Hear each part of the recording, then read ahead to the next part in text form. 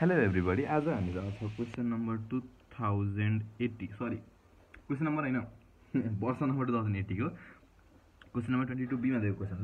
सुरुमा यसको फिगर बनाइदिउँ हामी है। फिगर बनाएपछि चाहिँ एकदम चट्ट लाएर गर्न सजिलो हुन्छ बिकज फिगरले नै आधी एन्सर भनिदिन्छ नि त। त्यो थाहा छ नि तिमीहरूलाई 12 मा छौ भने फिगरले सब एन्सर भनिदिन्छ के ब्रो।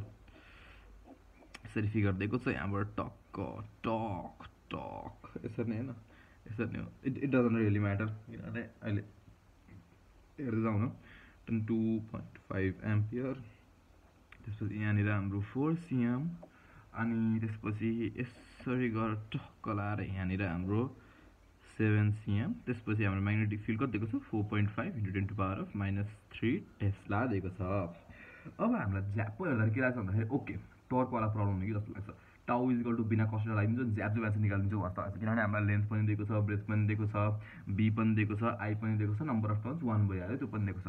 बट वेट त्यो क्वेसन पढौँ यसरी राम्रोसँग हैन। क्वेसनले के भन्छ त भन्दाखेरि आई नम्बरमा calculate the force experienced by side AB भनेर भन्छ। Force experienced by side AB भनेर भन्यो।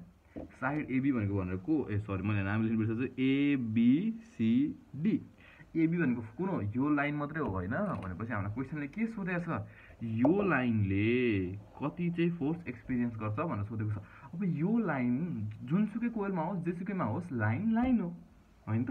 अनि लाइनले फोर्स एक्सपिरियन्स गर्ने फोर्स के हो अब लङ सर्ट कन्डक्टरले एक्सपिरियन्स गर्ने force B I L sine theta. अनि हामीलाई क्वेसन थीटा दिएको छैन भने 12 मा पढ्छौ थीटा छैन भने छैन छोड्दिने भनेपछि यदि तिमीहरू कन्फ्युज छौ कि यो रेक्ट्याङ्गुलर कोइलमा छ फेरि लाइनको कसै फर्मुला लाग्यो just think of it as यो पुरै एउटा फ्यामिली हो हैन।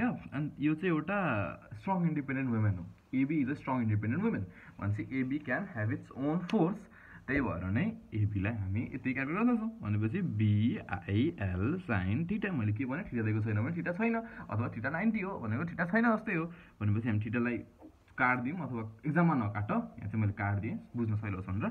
बी भनेको 4.5 × 10⁻³ भयो आई भनेको 2.5 एम्पियर भयो र लेन्थ भनेको 7 सेन्टिमिटर दिएको छ। 7 सेन्टिमिटर हामीलाई के गर्नुपर्छ मिटरमा कन्भर्ट गर्नको लागि divide by 100। Okay now let's get our calculator out and 4.5 × 10⁻³ * 2.5 × 0.07 that gives our answer to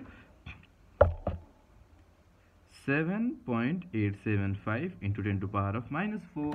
there you have it. न फोर्स हाम्रो केमा हुन्छ सधैँ न्युटनमा हुन्छ। अब यसमा अझै एउटा क्वेसन पनि दिएको छ। के क्वेसन दिएको छ भन्दाखेरि चाहिँ why side BC does not experience force experience भनेको छ।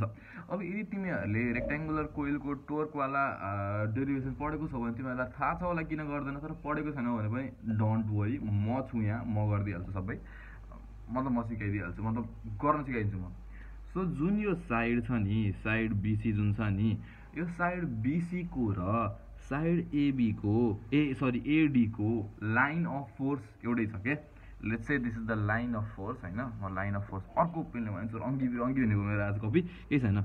यसरी एउटा लाइन अफ फोर्स छ भने यिनीहरूको लाइन अफ फोर्स के हुन्छ त भन्दाखेरि सेम हुन्छ के। बीसी र एबी को लाइन अफ फोर्स सेम हुन्छ ओके। अनि त्यसपछि के हुन्छ भन्दाखेरि लाग्ने फोर्स जुन छ नि म्याग्नेटिक फिल्डले लाग्ने फोर्स त्यो पनि इक्वल हुन्छ के। जस्तो माथि यदि 50 न्युटन लागिरहेको छ भने तलपट्टि पनि 50 न्युटन लागिरहेको हुन्छ फोर्स चाहिँ।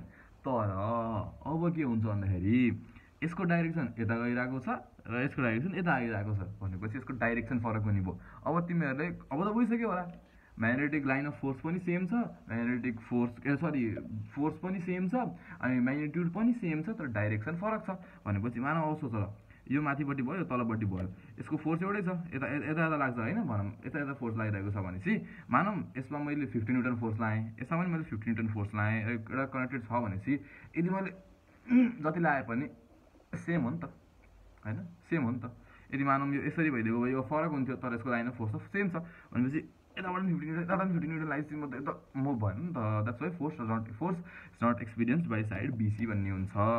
अनि के अरे अब माथिपट्टि धेरै भएको भए तलपट्टि नभएको भए यसरी घुमिरहेको हुन्थ्यो यो गइरहेको हुन्थ्यो फोर्स मतलब यसरी घुमिरहेको हुन्थ्यो र तलपट्टि भएको भए यसरी घुमिरहेको हुन्थ्यो क्या। तर एउटा सेम छ नि त नेपाल जस्तै हो कि हुन्छ नि अटल नेपाल जस्तो द्याट्स इट सही छ।